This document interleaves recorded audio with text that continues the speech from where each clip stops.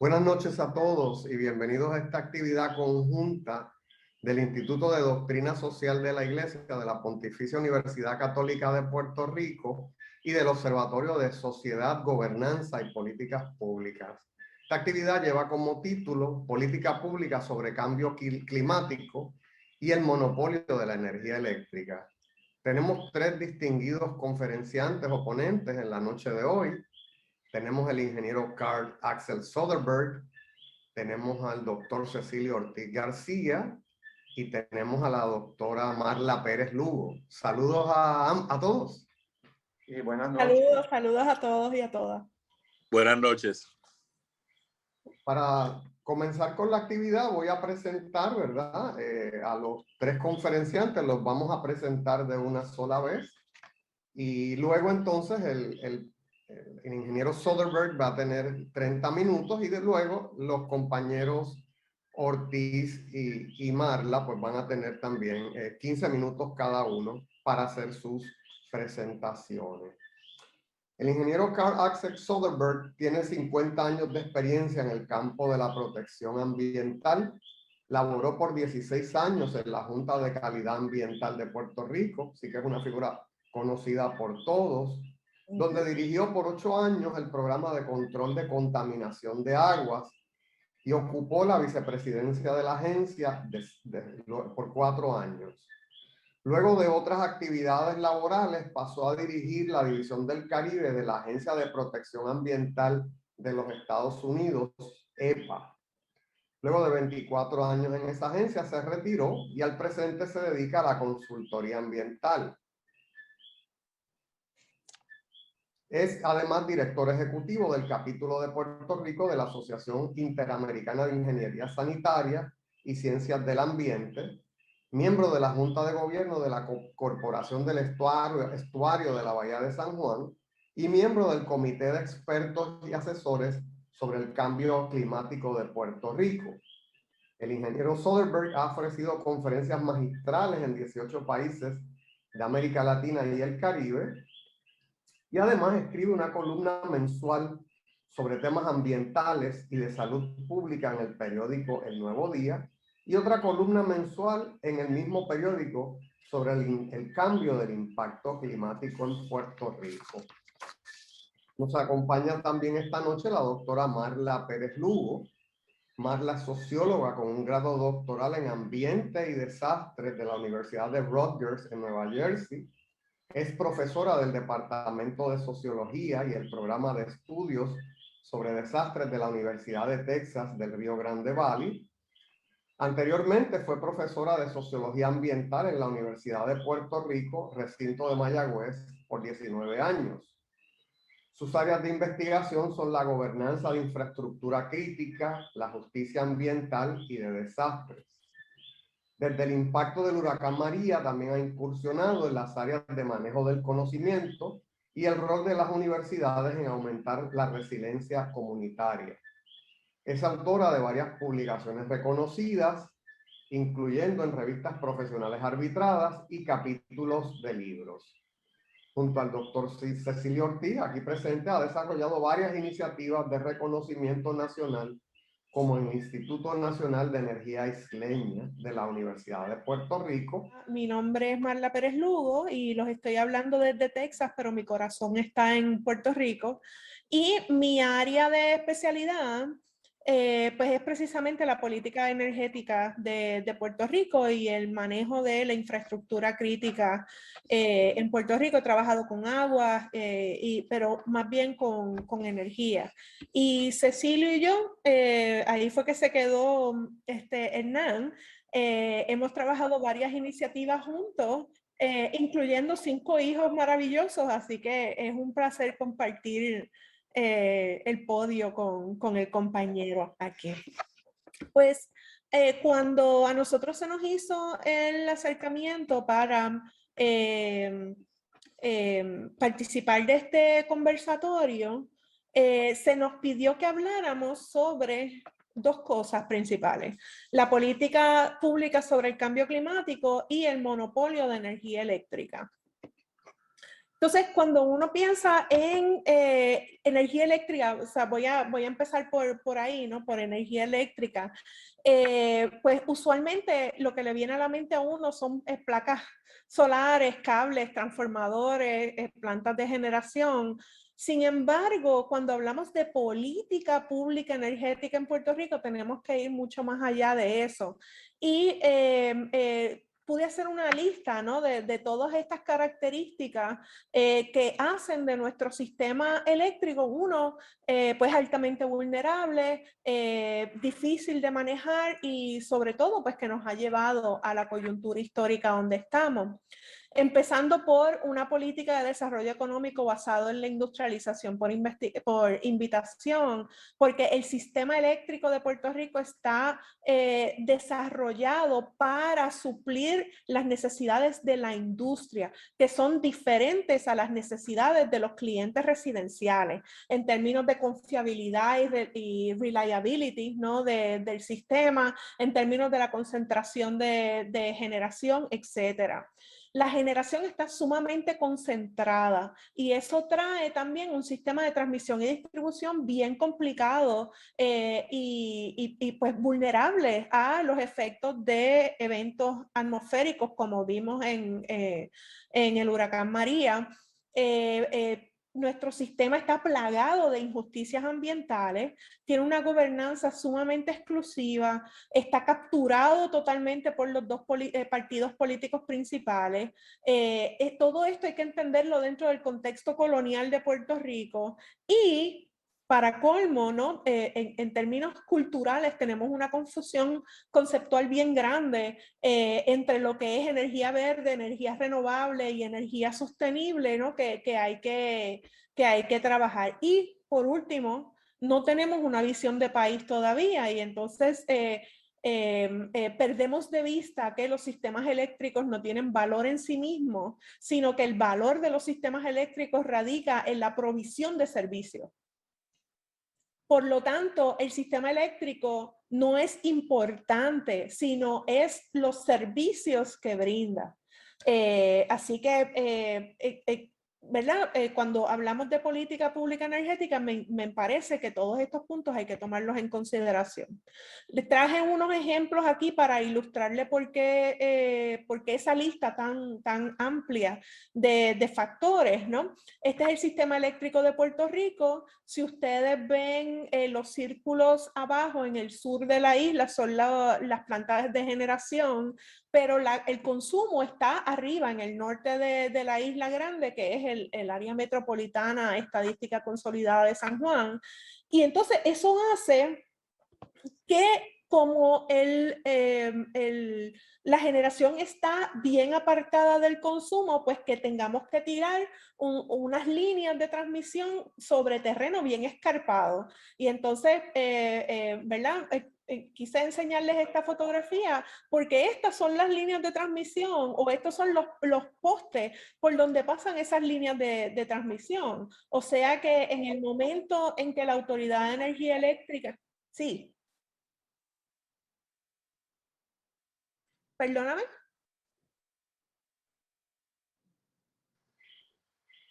Ok.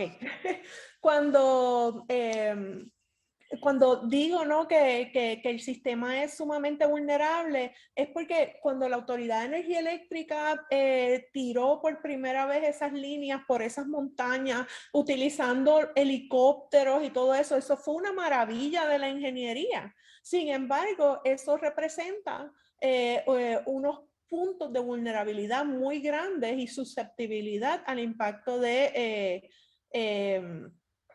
vientos, lluvias, etcétera.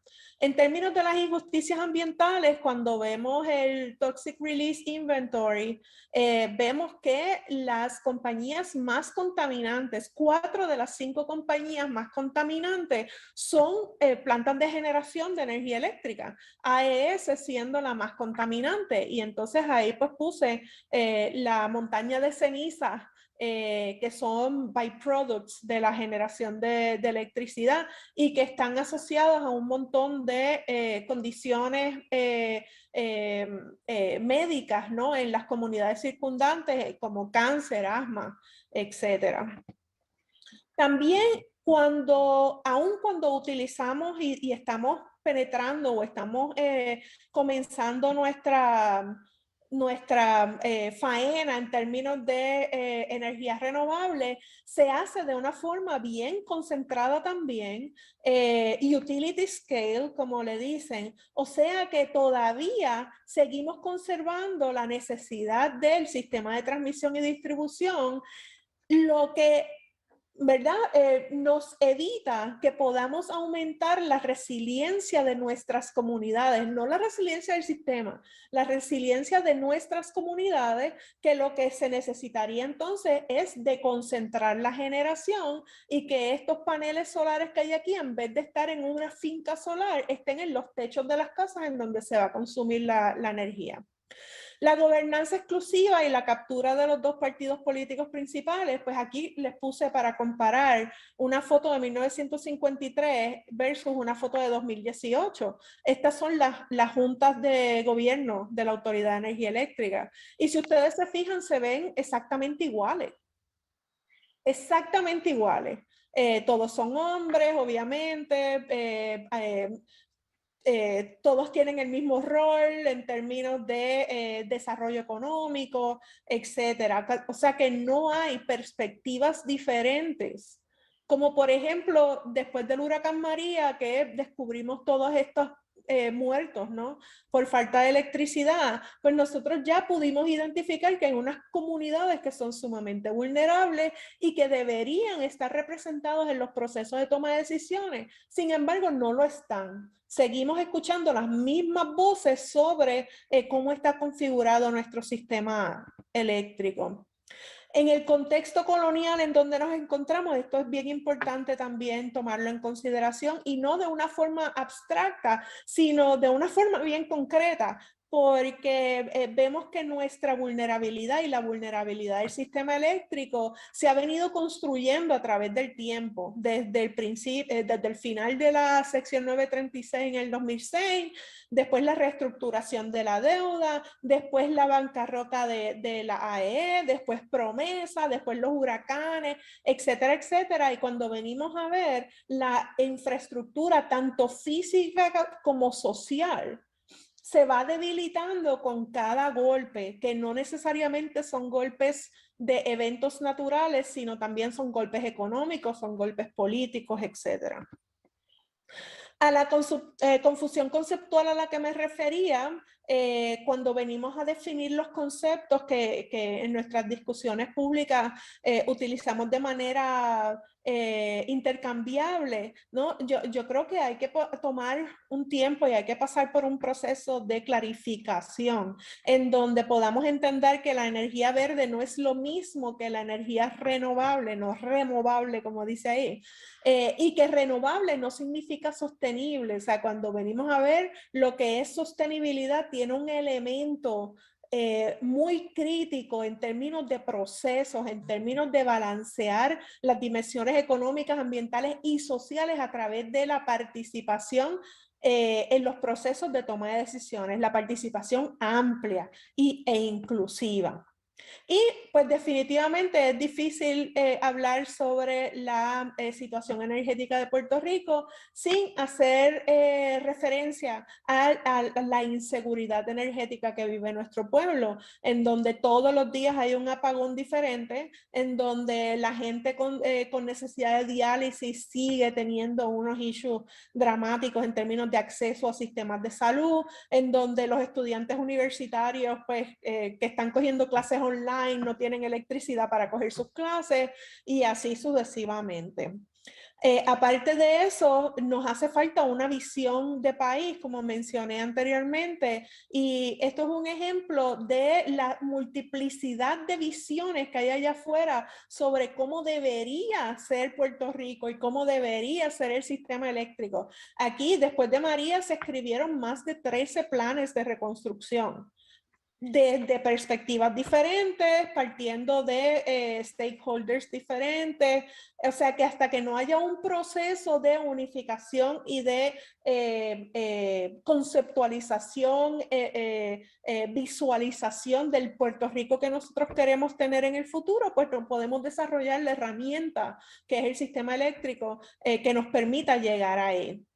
Cuando hablamos entonces de cambio climático, y creo que me faltan 3 minutos y medio, así que voy a resumir esto rapidito, pues entonces lo que nos viene a la mente es la cuestión de la incertidumbre. O sea que todo lo que vimos anteriormente en términos del contexto económico, político, social, cultural de la política energética en Puerto Rico, pues a eso le suman la incertidumbre y tienes la receta para el desastre, ¿no? Tenemos que empezar a considerar la energía como un problema perverso, que me imagino que Cecilio va a hablar un poco sobre eso.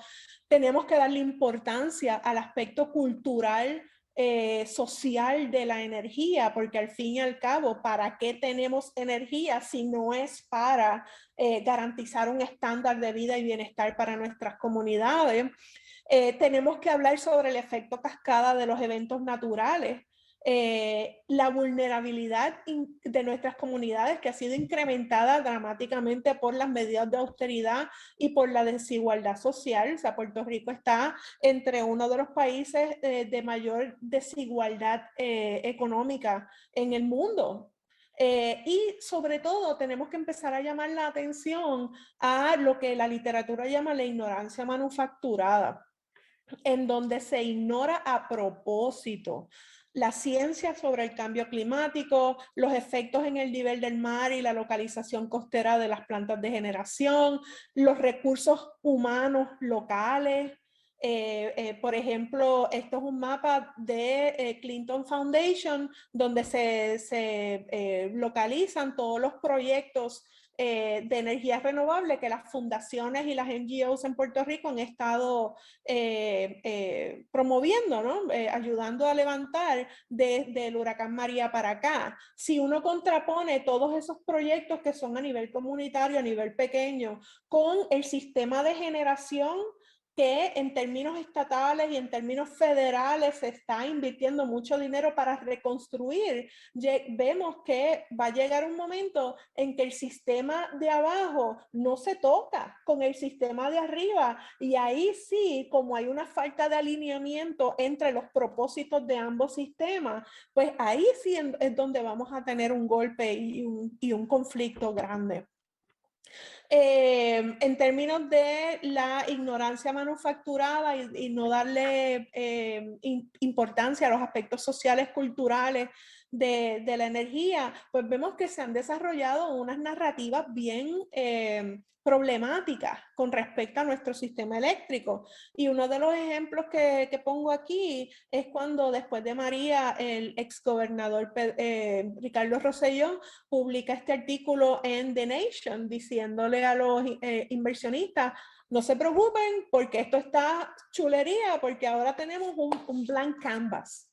Tenemos que empezar desde cero, o sea que esto es el playground para que ustedes vengan a ensayar con nuevas tecnologías. O sea que todo ese contexto de colonialismo, de enfoque de desarrollo económico, sobre las narrativas confusas de los diferentes tipos de energía, etcétera, se estaban obviando completamente y se estaban enfocando única y exclusivamente en el aspecto físico del sistema eléctrico. El efecto cascada, pues cuando venimos a ver, del 2006 para acá, pues es inevitable que ahora cada vez más nuestro threshold, ya terminé mis 15 minutos, voy a redondear aquí, nuestro threshold de vulnerabilidad es cada vez más bajito. En términos de ignorancia manufacturada, también vemos cómo se manufacturan narrativas, ¿no? En este caso fue las botellas de agua abandonadas en la pista y los almacenes llenos de suministros después de los terremotos. También en ignorancia manufacturada, estos son mapas del aumento en el nivel del mar y la localización de las plantas de generación. Estos mapas fueron producidos por recursos de la UPR, recursos de Mayagüez. Sin embargo, cuando intentamos incluir este conocimiento, o sea, de aquí a 25 años nuestras plantas de generación van a estar bajo agua, literalmente. ¿Ok? Cuando intentamos introducir esta pieza de información a los procesos de política pública, estos datos fueron totalmente ignorados por los participantes de ese proceso. Así que yo lo voy a dejar aquí y, ¿verdad? Me encantaría entablar una conversación con ustedes. Muchas gracias. Para seguir el orden adecuadamente, le pido a la audiencia que vayan guardando sus preguntas, las pueden hacer por el chat. Y entonces le pasamos la palabra al doctor Cecilio Ortiz, quien tendrá 15 minutos para su alocución aquí. Muchas gracias, Hernán, y gracias a los organizadores de este evento, muy especialmente al colega, amigo y hermano, el doctor Jorge Iván Vélez Jarocho. Los extrañamos mucho desde acá, desde Texas, y es sinceramente un honor poder compartir a través de este Zoom esta tecnología que está permitiendo una coproducción de conocimiento increíble en momentos particularmente escabrosos de pandemia. Yo escuchaba siempre de un guitarrista clásico puertorriqueño, muy amigo, que me decía que estaba este guitarrista que nunca a él le gustaba que le tocara tocar un número después de esa persona. Y sinceramente, después de esa presentación de la doctora Pérez Lugo, queda muy poco que decir sobre los dos temas principales. Yo creo que ella hace un acercamiento bastante profundo de la combinación sociotécnica de lo que es el monopolio del sistema eléctrico en Puerto Rico y de la situación actual climático. Yo quiero relegarme a invitarlos a una reflexión más bien sobre el elemento de la cultura de descarte, que fue parte también de la conversación inicial que tuvimos a la hora de diseñar este conversatorio. Y me parece que las palabras del Papa Francisco, y me parece en el sínodo, y me parece que lo que representan sus palabras tiene un poder enorme a la hora de reflexionar sobre el estado actual de vulnerabilidad, no solamente de la red eléctrica puertorriqueña, sino de una multiplicidad de partes de nuestra sociedad, tanto institucional como grupal, organizacional y a distintos niveles que llegan hasta la gobernanza sistémica. Y me explico.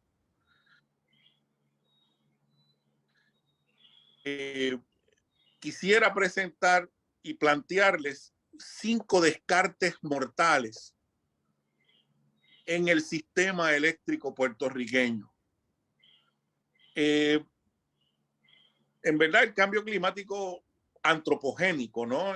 Presenta unos retos globales perversos, como mencionó la profesora.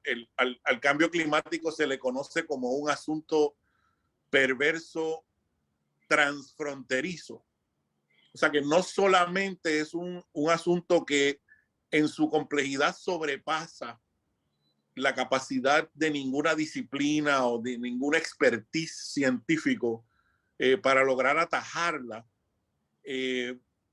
sino que también presenta unos problemas organizacionales de cómo nos organizamos para decidir qué caminos tomar en términos de posibles soluciones a estos problemas que en realidad no tienen solución final y que requieren de la humanidad un proceso continuo de aprendizaje y adaptación en búsqueda de esa experiencia, que a mí me gusta definirlo más bien como la gobernanza de la incertidumbre. La resiliencia como gobernanza de la... Para Puerto Rico, el reto del cambio climático ya es indiscutiblemente más bien uno existencial, ¿no? Que a la misma vez exacerba y devela o le quita el velo de la ignorancia, ¿no? A lo que ha sido una cultura de descarte que ha venido dándose a través de los años en Puerto Rico. Y hoy nuestro sistema eléctrico, desgraciadamente, en el proceso de toma de decisiones y en la administración pública de nuestro sistema eléctrico, estamos viviendo un momento en donde no se entiende la complejidad sociotécnica de este sistema. No se le está dando la misma importancia a los aspectos físicos, técnicos, ingenieriles del sistema, y tampoco se le está, pero se le da menos aún importancia a la conexión cultural, a la conexión de conocimiento, de comportamiento humano que tiene esa tecnología con lo social. Al día de hoy, a mí me da vergüenza ajena. Y no sé tú, Hernán, esta conversación quizás tiene otro foro, pero a la administración pública se le ha acabado el tiempo en Puerto Rico de lograr trascender visiones del siglo XIX y hasta del siglo XX de manejo de recursos, inclusive el energético, tras este ideal de la nueva administración pública neoliberal. Y hemos perdido de vista asuntos que traen la importancia de esto de la cultura del descarte hoy más que nunca, ¿no? Y todos estamos hablando siempre del huracán María y se ha convertido el huracán María en la piedra angular de muchísimas conversaciones. Yo trato de no mencionar ya porque los desastres han venido y vendrán de diferentes tipos, geofísicos, asociados al cambio climático, pandémicos, claro está, pero entendemos en la administración pública moderna que el desastre somos nosotros. O sea, las condiciones sociales en las que estos eventos extremos encuentran nuestros países, nuestras naciones, nuestras ciudades, nuestras comunidades, son las que develan el desastre social que hemos creado al confrontarnos con el cambio climático. Y estos 5 descartes mortales que hoy quisiera proponer, hoy nos impactan, ¿no? bien de cerca y bien directamente en un momento bien particular en Puerto Rico, en donde estamos en un proceso todavía de recuperación y reconstrucción de la red eléctrica, ¿no? Y de manera más generalizada, nos sirven de barrera a lo que pudiera ser la aspiración a una transición justa, sostenible, colaborativa y renovable de ese sistema eléctrico en Puerto Rico. Mirándolo desde un punto científico-político, inclusive la energía se ha convertido en eje de movimiento social en Puerto Rico. Y hemos visto ya movilización que ha generado actividad política de demostración de un total rechazo a esta incapacidad, no solo gubernamental, sino incapacidad de gobernanza colectiva para llegar a unos acuerdos mínimos y movernos hacia el frente a esta transición, ¿no?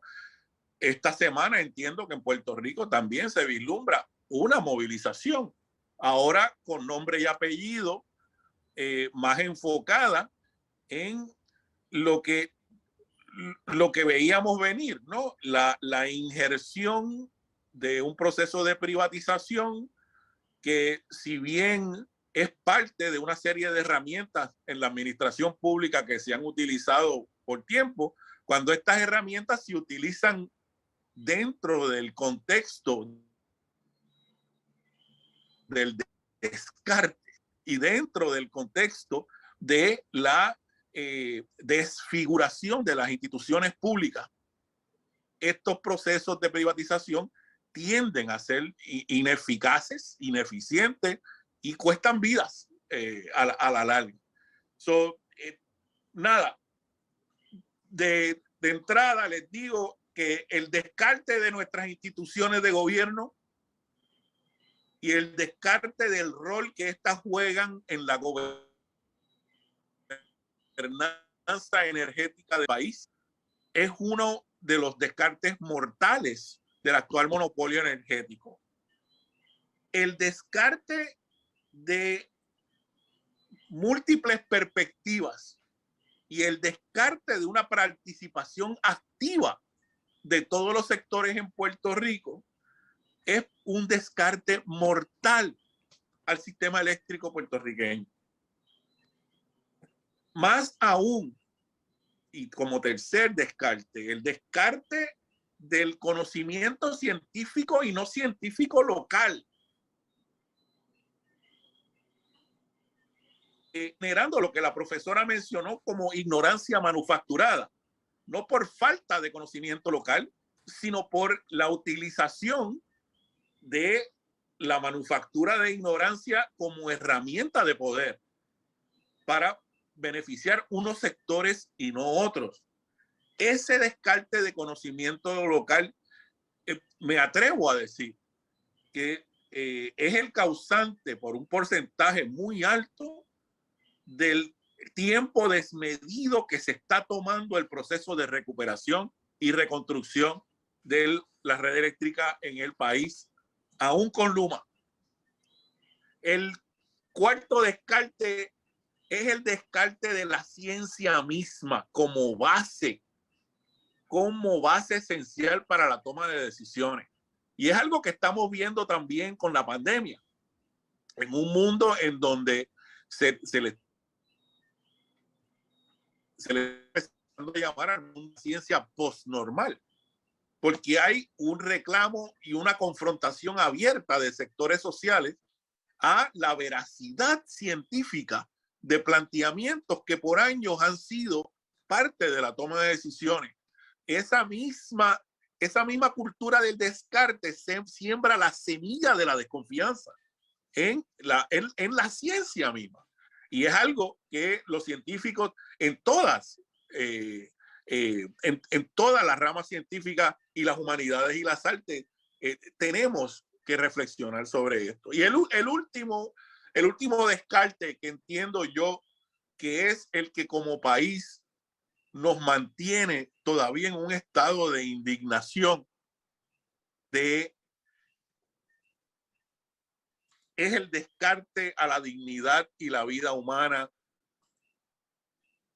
que vemos y hemos visto aún más en estos últimos años después del huracán María, y el descarte de nuestro entorno ecológico y del valor de nuestro entorno ecológico a la vida y la salud humana. Me voy a mantener ahí. No quisiera solo añadir que para mí el descarte es violencia.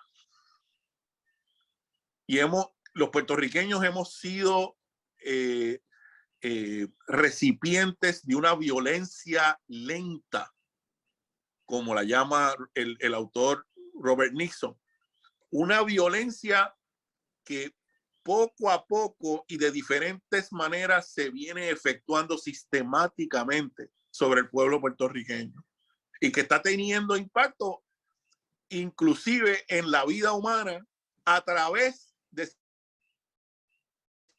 sistemas sociológicos, técnicos, sociopolíticos, socioculturales que están a través de la devaluación de sus instituciones siendo devaluadas al punto de que impactan la vida humana. O sea que el monopolio del descarte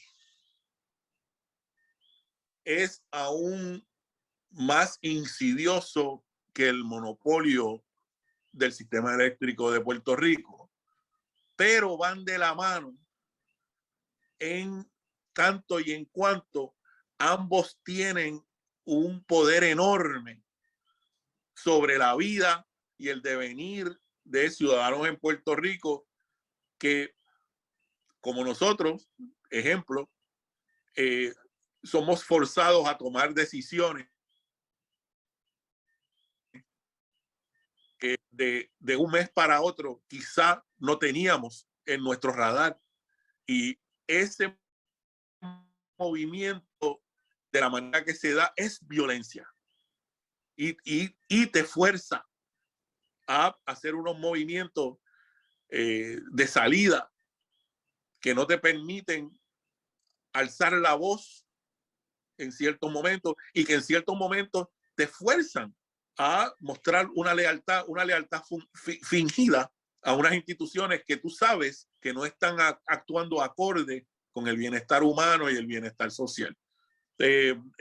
Me gustaría retar a mis colegas y compañeros a que profundizáramos sobre la conexión entre el descarte y las condiciones actuales en que, como bien dijo Hernán, nos encontramos ahora mismo, tanto en Puerto Rico como en Texas, por diferentes razones, pero quizá con motivaciones compartidas. Teníamos, Cecilio, precisamente porque traes esta discusión de la cultura del descarte, ¿verdad? Pues una pregunta que nos hacen por el chat, que ¿a qué nos referimos con la cultura del descarte? Yo les señalaría que, por ejemplo, todos los papas tienen, ¿verdad? Crean algunas teorías, ¿verdad? Y crean alguna nomenclatura, vamos a decir. Todos nos acordamos del Papa Juan Pablo II que hablaba de la cultura de la muerte, ¿se acuerdan? Pues entonces el Papa Francisco nos habla de la cultura del descarte, que es una cultura del utilitarismo, es una cultura del hedonismo, es una cultura que tiende a desvalorizar todo aquello que no nos produce, vamos a decir, una gratificación instantánea. Inmediata. Así que, por ejemplo, pues la protección, el ambiente hay que descartarlo porque yo vivo aquí y yo vivo ahora y yo tengo que vivir con el mayor confort posible. Los adultos mayores, ¿no? Una vez terminas la vida productiva, pues según la teoría de la cultura del descarte, pues son una molestia, ¿no? Los enfermos terminales y todo aquello, vamos, que no vaya a aumentar o a posibilitar esa vida de lujo, de confort para los seres humanos. Así que imagínense entonces la vida misma, como bien trae el doctor Cecilio Ortiz, pues en algunos casos puede ser descartable porque entra en conflicto con esta posibilidad de la vida de confort que tengamos. ¿Algún comentario que te merezca esto, Cecilio? Definitivamente concuerdo contigo y voy más allá en dos puntos principales. Uno, que en la hechura de las políticas públicas, el poder de esta narrativa, el poder de la manera en que construimos, ¿no?, la realidad de esta manera, lo inútil, se refleja. Inclusive, por ejemplo, cuando diseñamos nuestros procesos de manejo de emergencia, por ejemplo, contando con que estamos preparados para un evento extremo porque tenemos suficientes bolsas para muertos.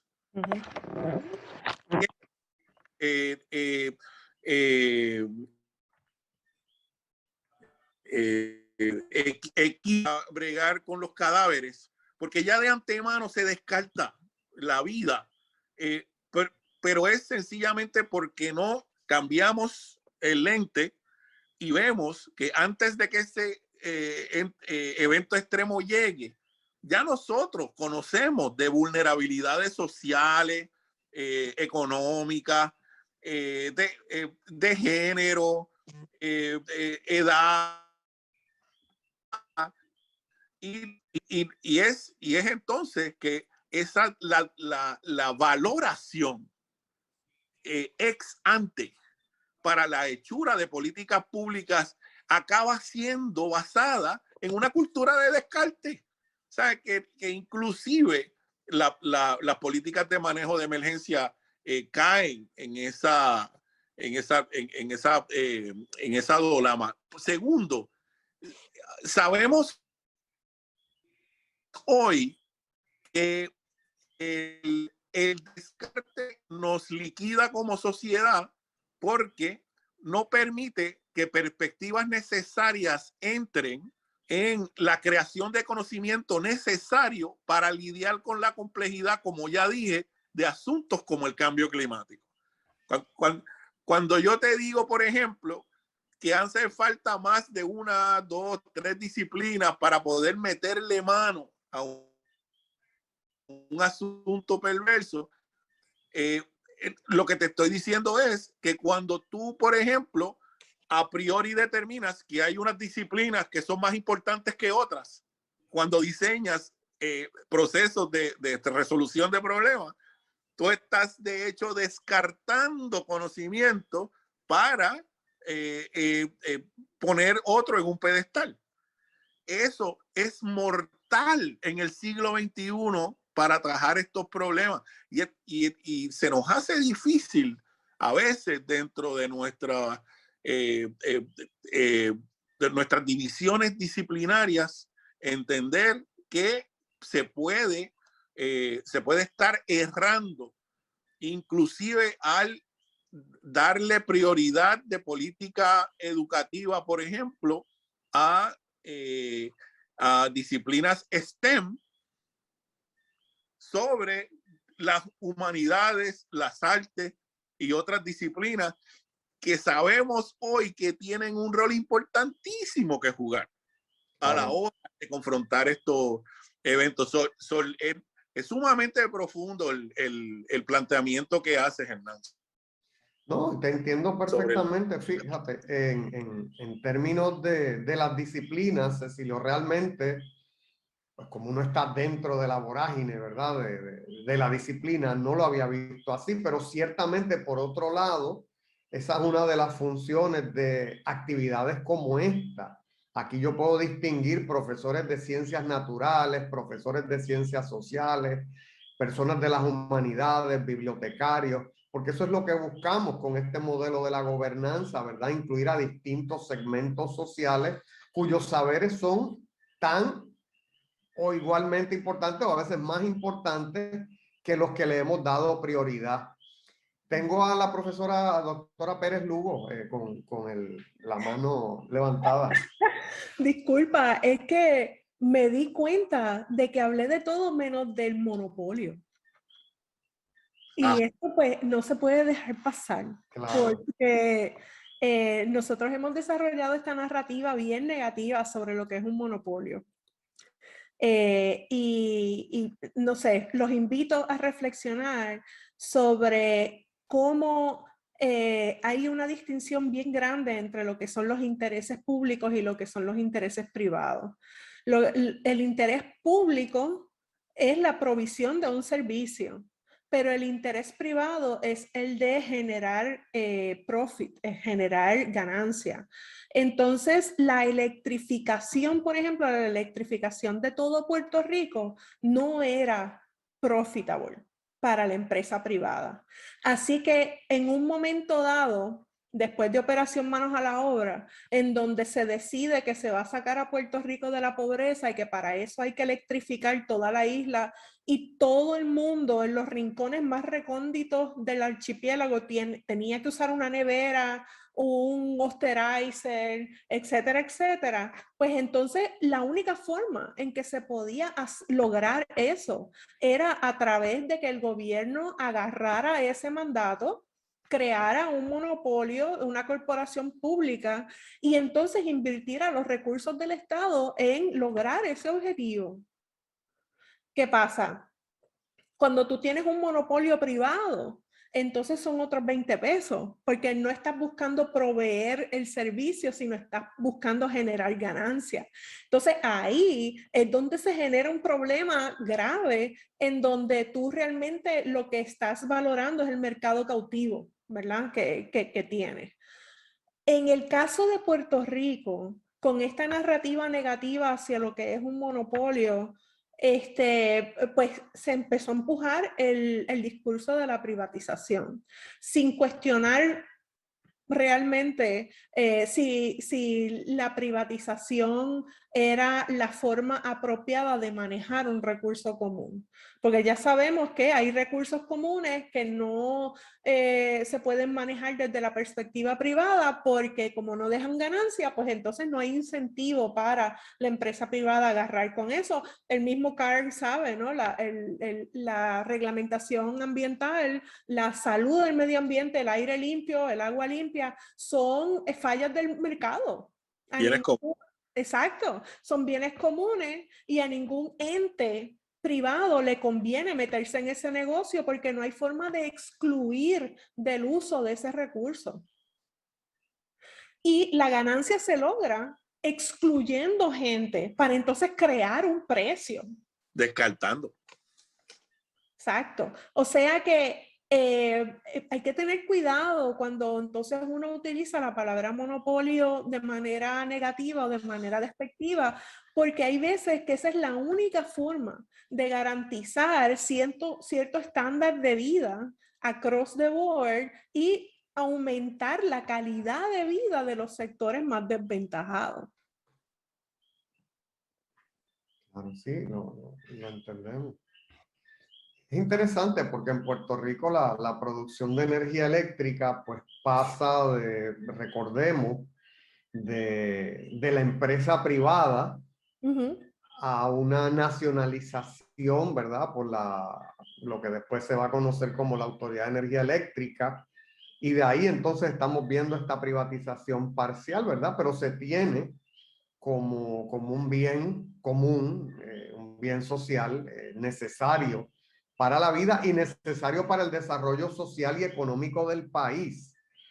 Cuando Cecilio hablaba del descarte, uno se plantea, ¿verdad?, qué cosas pueden haber pasado en el país cuando su capacidad de generación hace un par de décadas atrás daba para encender todos los hogares y a la vez potenciar la producción, ¿verdad? En la fábrica, al punto de que había incluso un excedente de generación de energía. Y como ahora, pues, ¿verdad? Un par de décadas después, pues estamos teniendo esta carencia en producción, aún habiendo dos compañías semi-privatizadas, ¿no? Como AES y esas compañías, ¿no? Cierto. Hemos perdido al ingeniero. Sí. Sí, Cecilio, No, por favor. el comentario era un comentario más bien de humildad y de reconocimiento de que la vida útil de una planta generatriz es un problema complejo, ingenieril, y que tenemos colegas que localmente, y los nombres no se acaban, de colegas capacitados, Efraín O'Neill, Lionel Orama, Agustín Irizarry, un sinnúmero de profesores, tanto en universidades privadas como públicas, que pudieran dar datos necesarios para poder contestarle esa pregunta. Pero ciertamente, como la profesora indicó inicialmente, y yo concurro, si miramos esa pieza de generación como parte de un sistema sociotécnico, sería tan importante hablar del desgaste de los materiales,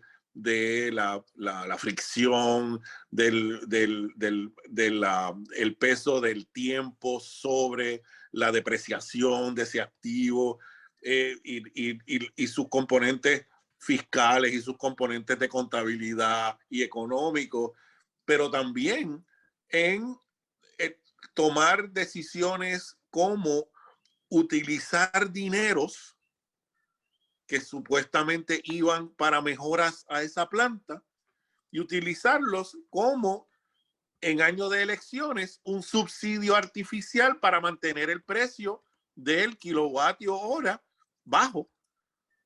O sea que en algún momento en esa ecuación que creamos para contestar tu pregunta, Hernán, necesitamos desarrollar un lenguaje común interdisciplinario que nos permita humildemente al ingeniero darle el peso que tiene, al científico social su aportación, al humanista que puede hablarnos de qué ética seguir a la hora de tomar estas decisiones, y tan importante es el psicólogo comunitario que está trabajando día a día con la comunidad que vive al lado de esa planta y tiene también unas problemáticas a nivel comunitario que deben formar parte de una ecuación para contestar tu pregunta. Esa es mi visión de un futuro,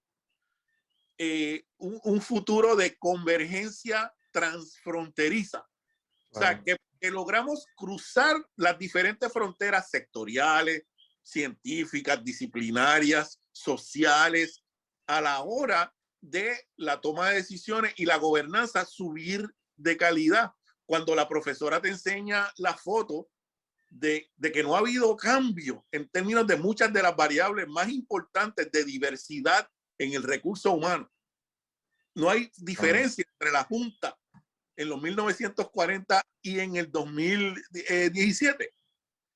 Te está diciendo que hay unas fuerzas que están manteniendo los cambios que requieren mayor representatividad de una diversidad de sectores del país en esa junta, y artificialmente están manufacturando ignorancia, y la junta se ve igual, pero Puerto Rico no es igual. Mil gracias por su aportación. Al ingeniero Soderbergh. Antes de empezar, pues agradecer la invitación para participar en este foro, y la asignación que me dieron era que discutiera con ustedes cuál es la política pública del gobierno de Puerto Rico sobre cambio climático y otras disposiciones puntuales que tiene la ley puertorriqueña sobre cambio climático. con esa, pues vamos a pasar a la primera vista, por favor. Vamos a la próxima. La ley, pues se llama la Ley de Mitigación, Adaptación y Resiliencia al Cambio Climático. Fue aprobada en mayo del 2019. Se lo debemos al senador Larry Selhammer, que si es parte de la audiencia, pues un abrazo y muchas gracias por este esfuerzo, que no fue fácil.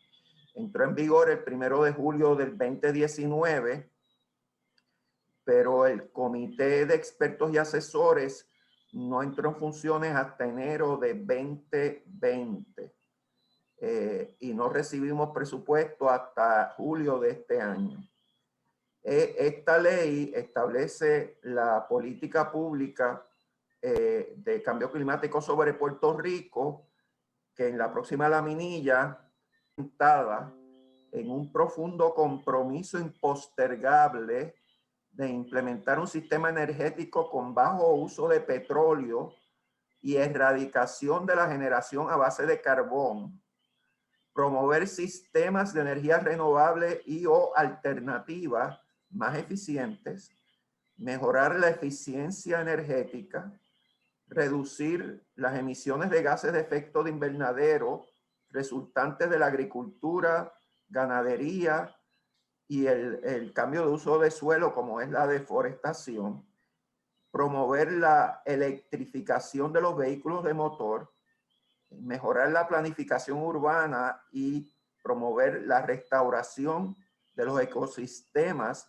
para seguir una reducción en emisiones de dióxido de carbono. Entonces la próxima, con eso terminamos enunciando la política pública de Puerto Rico, dice: a su vez, el gobierno de Puerto Rico reconoce su responsabilidad indelegable a los fines de fortalecer la toma de decisiones y medidas que redunden en mejores prácticas de adaptación ante los retos que suponen los efectos adversos y consecuencias al cambio climático.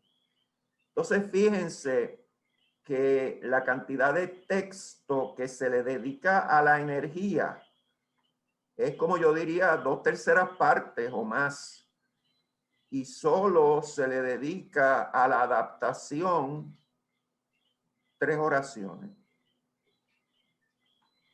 Como estábamos discutiendo aquí la cuestión energética, pues vemos cómo esta ley de política pública de cambio climático pues hace mucho hincapié en la fase energética. Pero eso no queda ahí. Vamos a la próxima.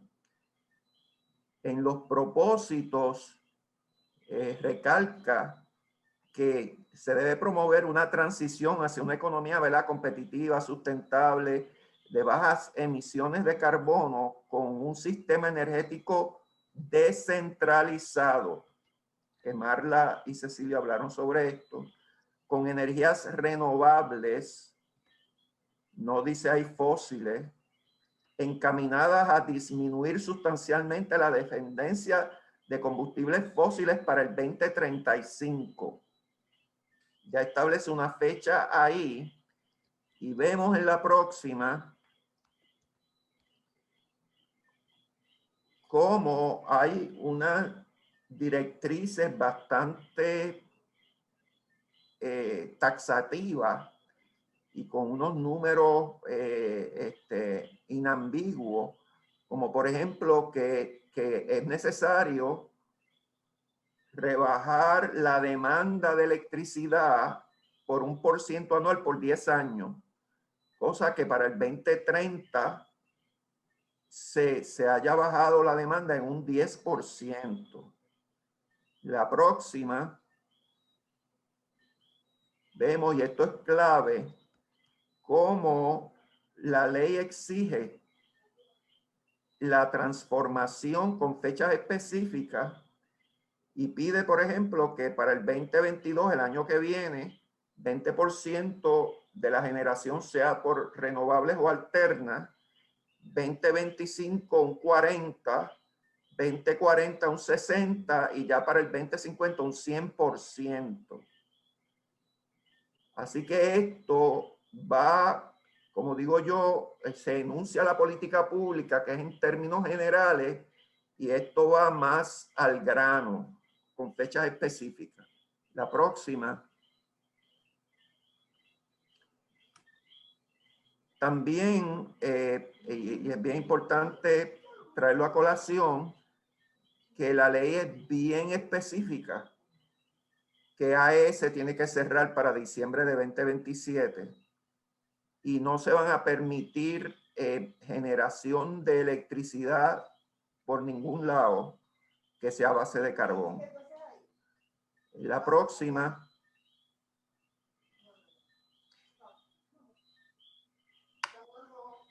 También se le pide a las agencias de gobierno, instrumentalidades del gobierno, que tienen que reducir su consumo de energía. Sí les tengo que indicar que desafortunadamente aquí no ponen un número y eso es malo. En la próxima.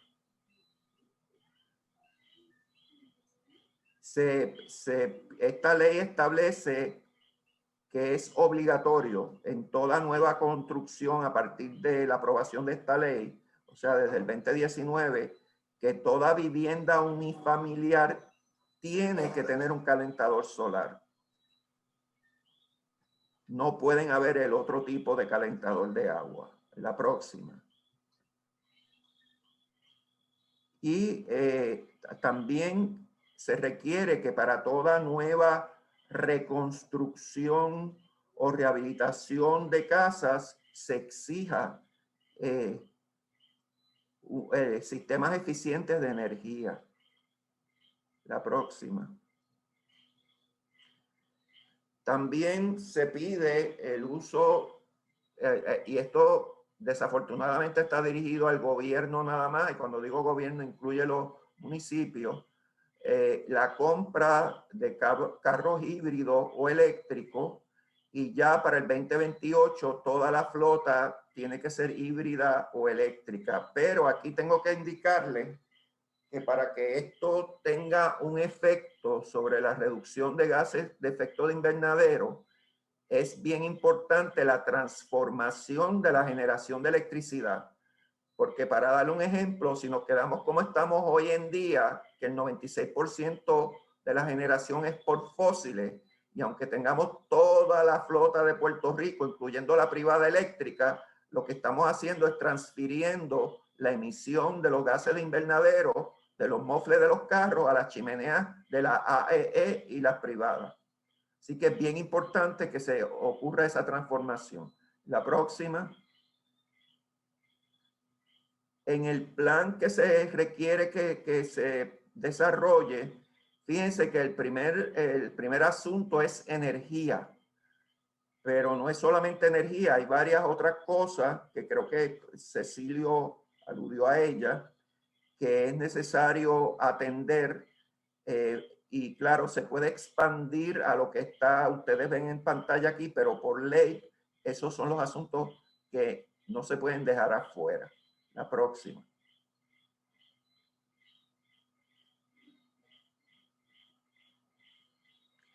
Y siguen en otros artículos. Este es el artículo B, bajo energía, que lo que se busca es reducir las emisiones de gases de invernadero al cambiar el sistema, ¿verdad?, de energía renovable. Vamos a la próxima.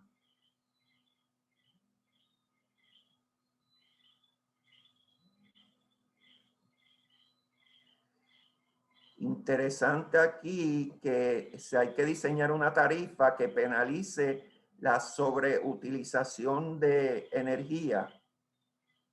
La próxima.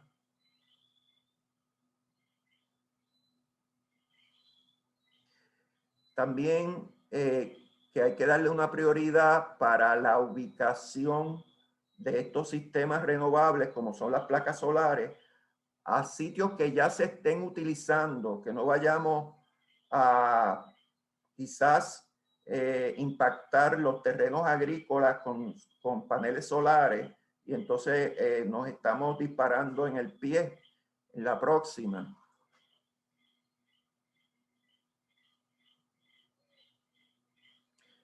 vuelve y se enfatiza que es necesario descartar la energía fósil, la próxima.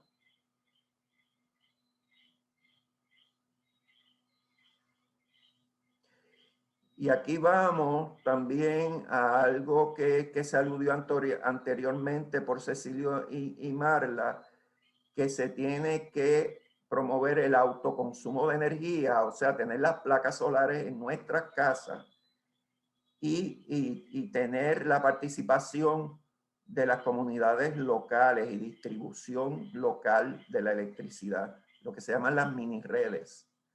Vamos a la próxima.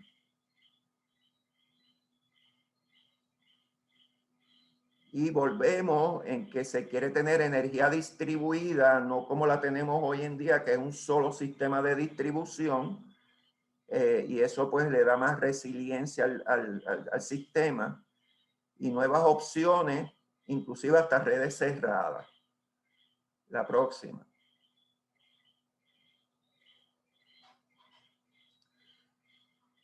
Esto de los objetivos de la reducción, la ley establece que es necesario reducir en un 50% las emisiones de gases de invernadero en 5 años. Eso es lo que pide la ley. Yo creo que es bien optimista, pero hay que intentarlo. La próxima. Y volvemos hay que promover la construcción nueva, cumplimiento con guías que hagan, ¿verdad?, el uso eficiente del agua, de la electricidad, inclusive de la ventilación cruzada, todo esto. Y vamos a la próxima. Y la utilización de enseres que son mucho más eficientes en el uso de energía, y ahí tienen este programa de la EPA que se llama Energy Star, que existe desde, yo creo que de los años 90. Vamos a la próxima. Y bien importante, dice que las nuevas áreas residenciales deben ser autosuficientes en energía. Esto, si se llega a implantar como lo pide la ley, sería un game changer. Vamos a la próxima. Y tratar, ¿verdad?, de nuevo, de buscar terrenos baldíos que quizás no le tienen un buen uso, terrenos abandonados para la instalación de estas placas solares o molinos de viento para no afectar quizás los terrenos agrícolas o ecológicos.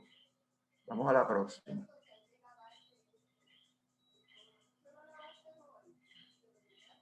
Y que debemos incentivar, bueno, lo que queremos, energías renovables, equipo energéticamente eficiente, la descentralización de redes, la generación distribuida. Y aquí yo termino mi presentación. De nuevo, se enuncia una política pública general, pero la ley requiere unos objetivos específicos que si los logramos, transformamos el sistema eléctrico de Puerto Rico. Muchas gracias. Muchas gracias, ingeniero Soderberg. Podemos pasar entonces, Alejandro, a la sesión de preguntas y respuestas. Tengo algunas en el... Yo tengo un comentario. Sí, Marla, ¿cómo no? ¿Puedo? Por supuesto.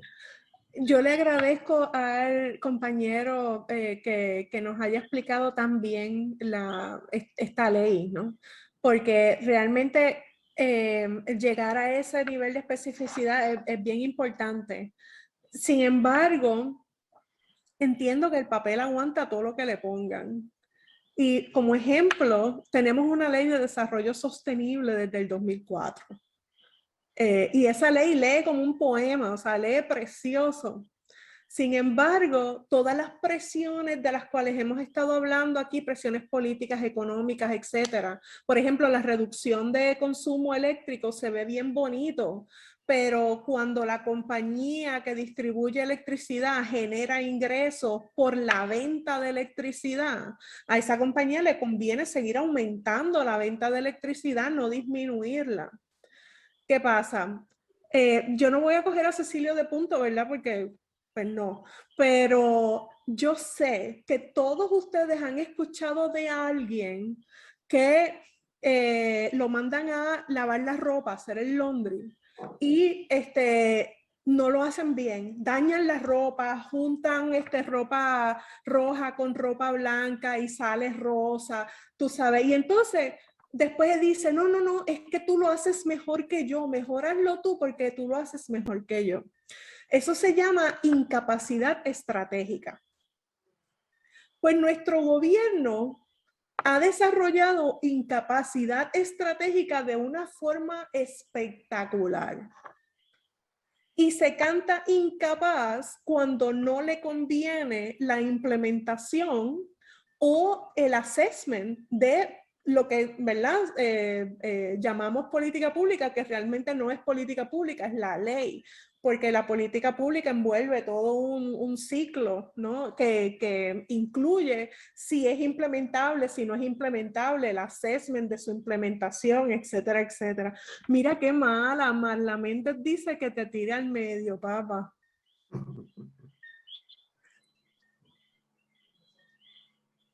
Déjala, déjala. No, Carl, no queremos tomar hostage aquí a nuestro querido anfitrión que tiene varias preguntas allá la audiencia, pero a mí tengo que mencionarte que yo sé que Carl se tiene que estar, tú sabes, gozando esto por dentro, porque yo conozco a Carl Soderberg de estudiante doctoral, de entrar a su oficina en Calle Europa, él, con la EPA, y él a lo mejor no se acuerda de mí, yo no tenía esta barba y tenía mucho más pelo, pero yo soy uno de muchos estudiantes que pasaron y hicieron entrevistas y pasaron mucho tiempo con él. Y Carl sabe mejor que esto. Yo creo que la presentación de Carl es el pie forzado mejor que él pudo haber hecho para hacernos reflexionar sobre lo complicado que es la política pública y la mucha ignorancia que se manufactura alrededor de ella. Para hacerte pensar, por ejemplo, que la política pública es la ley que está escrita en el papel. Pero yo me callo, con Marla Méndez me comunico después y le aclaro un par de puntos. Claro, yo quiero explicarle a la audiencia que cuando aceptó formar parte de este panel, pues el ingeniero Soderberg nos dijo que no iba a hablar de la política pública de protección del ambiente, que no iba a entrar en el aspecto del monopolio energético.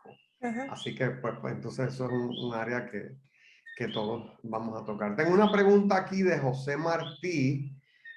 José, si estás por ahí, Alejandro, por favor, abre el micrófono para que haga la pregunta para el ingeniero Soderberg. Si no, pues la leemos nosotros.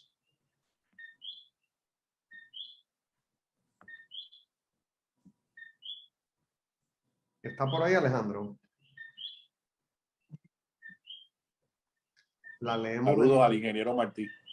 Sí, la leemos entonces. Discúlpenme acá un momento, ahora se me perdió.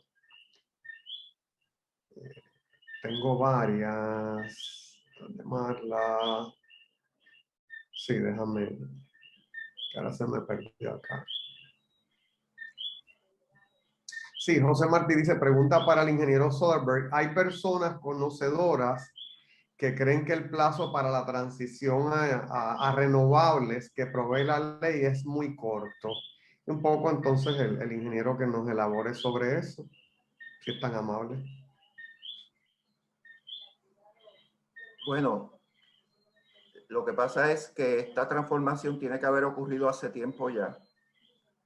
Y tenemos que acelerar este cambio porque es un costo a la salud, un costo a la economía y también acuérdense que Puerto Rico tiene por lo menos un compromiso moral con la humanidad de también reducir sus emisiones de gases de invernadero.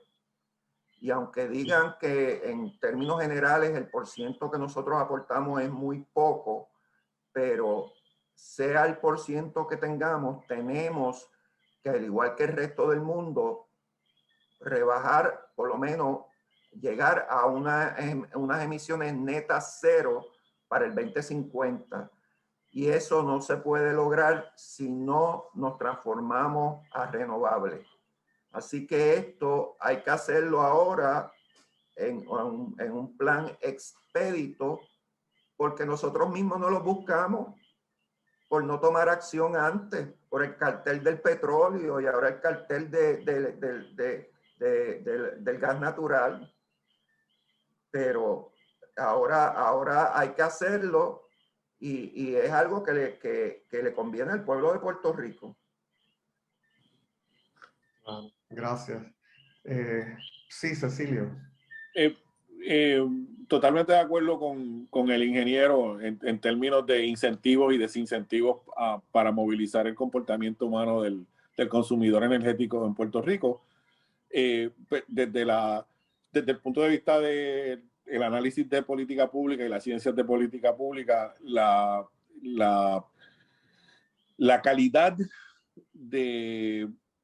cabe mencionar que la calidad de la actividad legislativa en Puerto Rico es notablemente baja en términos de su transparencia y rendición de cuentas. O sea, estos procesos, cuando por ejemplo el ingeniero Martí hace esa pregunta, un proceso legislativo que es science and evidence based, usted puede retractar los pasos y buscar los pasos de el proceso legislativo y cómo se llegó a una fecha en particular. Si bien es cierto que la motivación, la intención legislativa concuerda con lo que el ingeniero Soderberg está diciendo, en una sociedad democrática y que valora su ciencia y su ciencia local y su expertise local, también necesita tener un alto nivel de rendición de cuentas a la hora de preguntas como esta, poder retrasar sus pasos y decirte, mira, de manera transparente, así fue que se llegó a ese cálculo a esta fecha. Desgraciadamente, no solo en el ámbito energético, en muchos diferentes ámbitos en Puerto Rico, ese ejercicio no se puede hacer. Y es algo que debemos repensar y es algo que debemos darle casco, como dicen en Trujillo Alto. Sí, tengo aquí un comentario interesante para cualquiera de los tres que quiera elaborar, de Iván Segarra Báez. Iván nos habla de esta relación que existe, vamos a decir, entre el elemento poblacional, ¿verdad?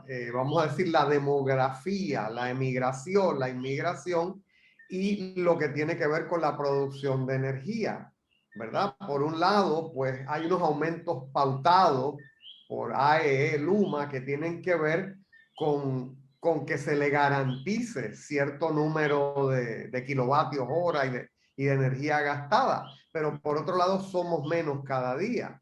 También en esa ecuación puede entrar el hecho de que muchas personas emigren porque la infraestructura que tenemos no le da apoyo, no le da soporte a sus negocios y a sus actividades. Y en ese sentido, pues cada día es más difícil hacer negocio en el país, no solo por el costo que tiene la energía eléctrica, sino por la confiabilidad de nuestra infraestructura, que incluso hoy nos ha fallado en términos de las comunicaciones. Comentarios que le merezcan Bueno, yo quisiera comenzar para decir que no pierdan de vista que el mundo va hacia los vehículos eléctricos, que va a haber esa demanda y nosotros no vamos a tener la opción de tener o un carro como el que tenemos ahora convencional o uno híbrido. ¿Por qué? Porque ya las compañías lo único que van a producir son eléctricos 100%, ¿ves? Entonces, ¿de dónde van a ejercer esa demanda que quizás compense por la emigración a Estados Unidos y a otros países? Okay. Eso es un punto que no conocíamos, ingeniero. Marla o Cecilia, ¿algún comentario de la emigración y la energía? Bueno, los patrones de consumo y el comportamiento de consumo energético es uno bien complicado y es influenciado inclusive por el cambio climático y las condiciones climáticas interiores de nuestras edificaciones aunque se vaya parte de la población, al haber un incremento por ejemplo, en periodos de sequía, al haber incrementos en periodos de altas temperaturas y la magnificación de esas altas temperaturas con nuestras islas de concreto y que tienen un impacto también en esa magnificación, la utilización de sistemas de refrigeración, la utilización de tecnologías que por ciertos sectores estas tecnologías no están justamente distribuidas por todo Puerto Rico. O sea que no todo el mundo tiene acceso a tecnología, por ejemplo, inverter. No todo el mundo tiene el mismo acceso. El punto que quiero hacer y no pecar de dar números que nos muevan al error es que hay que deshebrar el comportamiento de consumo energético en el país para tener un cuadro más claro de qué rol juega la demografía, los cambios demográficos, migratorios, internos y externos. Pero como dice Carl, lo cierto es que el futuro, Puerto Rico está insertado en una transición energética global. O sea, no nos podemos mirar el ombligo pensando que esto solamente está ocurriendo aquí. Y Puerto Rico va a tener que ser lo suficientemente ágil, lo suficientemente maleable para poder gobernar la incertidumbre que esa transición global le presenta. No cabe duda que eso va a tomar unos procesos de toma de decisiones y unas capacidades de nuestros cuerpos de toma de decisiones, desde el nivel individual en la casa hasta la legislatura, que actualmente requieren de trabajo y requieren de un incremento notable. Yo quisiera añadir que ahora mismo en el Congreso de Estados Unidos, dentro de ese megaproyecto del presidente Biden de 3.5 trillones, hay una partida que va dirigida a lo que en inglés se llama weatherization de las casas de la gente de escasos recursos. Y eso incluye como especie de un pan, pero energético. Entonces, aquí, recuérdense que en Puerto Rico, hasta donde yo vi en el censo, más de la mitad de las personas están debajo del nivel de pobreza establecido por Estados Unidos, no el de las Naciones Unidas. Por lo tanto, en teoría, si eso se llega a aprobar, el 50% de la población de Puerto Rico va a tener acceso a ese inverter gracias a fondos federales y que son necesarios para adaptarse a las temperaturas altas, que es lo que más daño causa a la salud. Entonces eso va a causar un aumento en demanda que ahora mismo no tenemos. O sea que, como dice Cecilio, hay que ver todas estas cosas que se están moviendo a la misma vez, y eso es algo que no nace en Puerto Rico, nace en Estados Unidos, pero sí tiene un efecto aquí. Y lo mismo de los automóviles. O sea, cuando tú vayas a comprar un nuevo auto, a menos que decidas por la bicicleta, ¿verdad?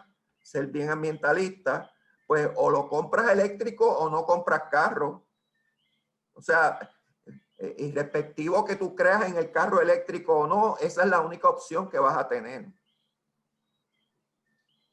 Sí, Hay otro elemento, si me permite. sí, por supuesto. Y es que tal y como está estructurado nuestro sistema financiero, en donde el pueblo de Puerto Rico ha amasado una deuda dramática. Muchos, ¿verdad? Incluyendo a mí, dicen que es ilegal, que es una deuda odiosa, pero vamos a asumir por un momento que tenemos esa deuda.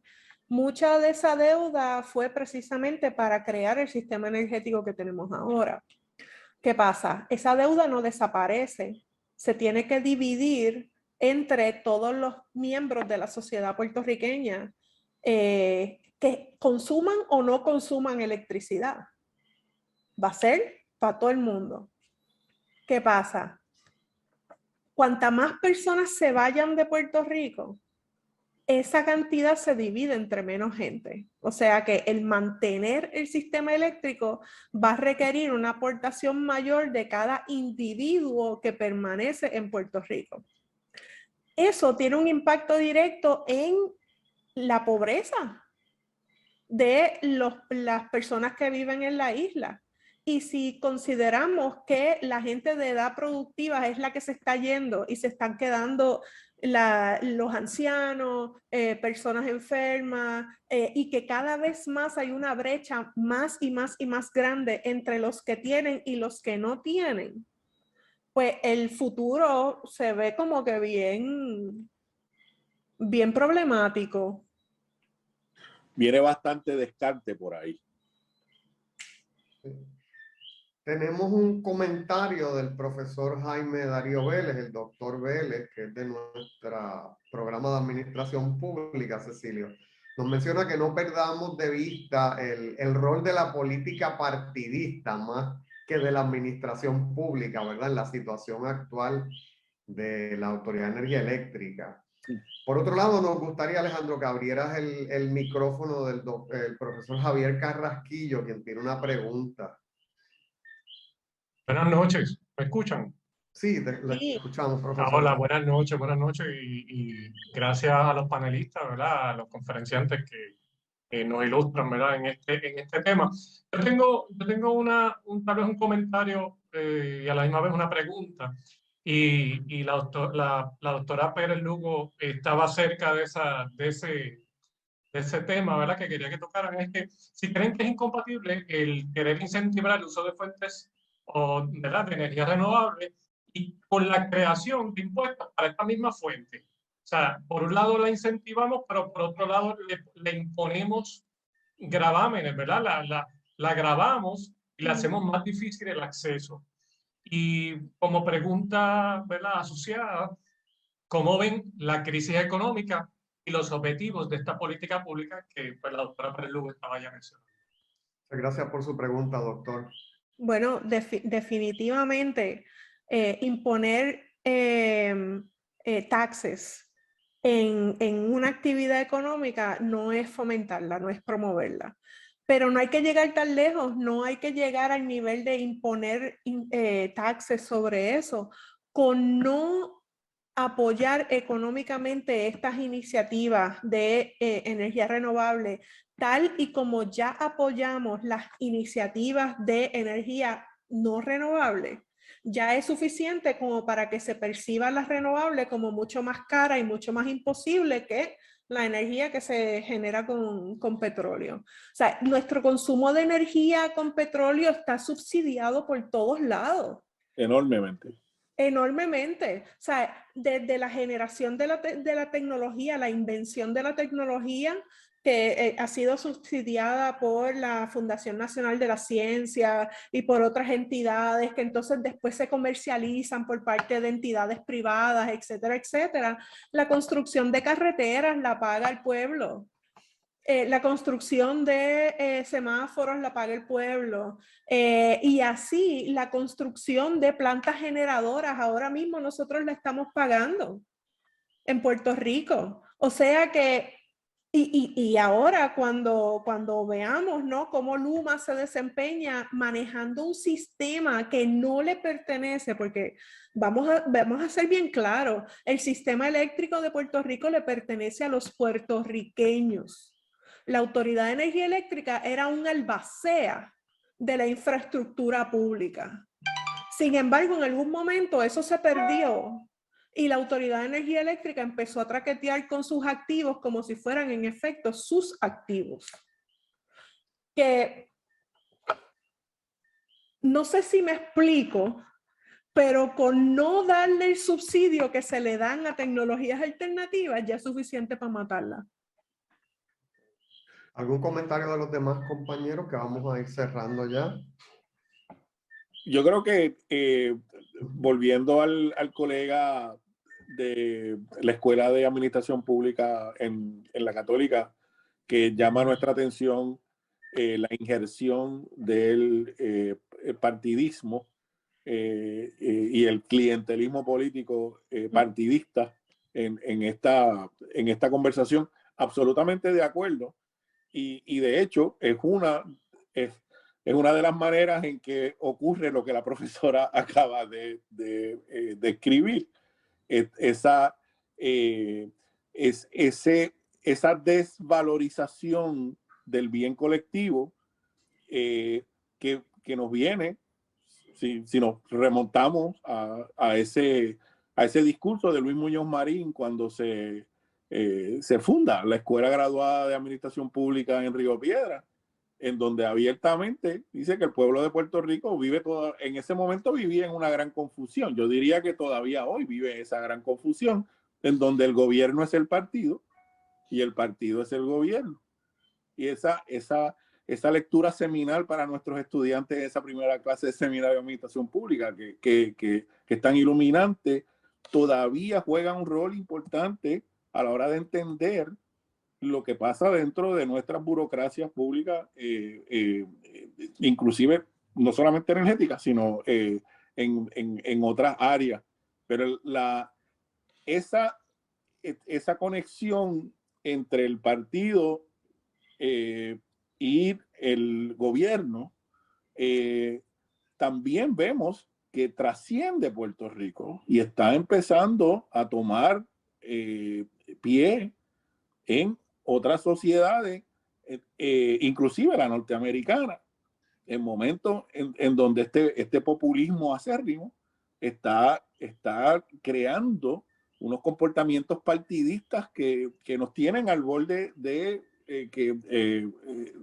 la quiebra gubernamental en términos de presupuesto.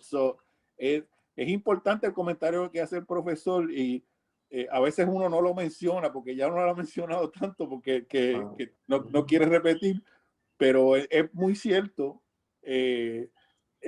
Los partidos políticos en Puerto Rico dentro de la gobernanza energética puertorriqueña tienen una deuda con el país y tienen que rendirle cuentas al país. No sé en qué momento se dará.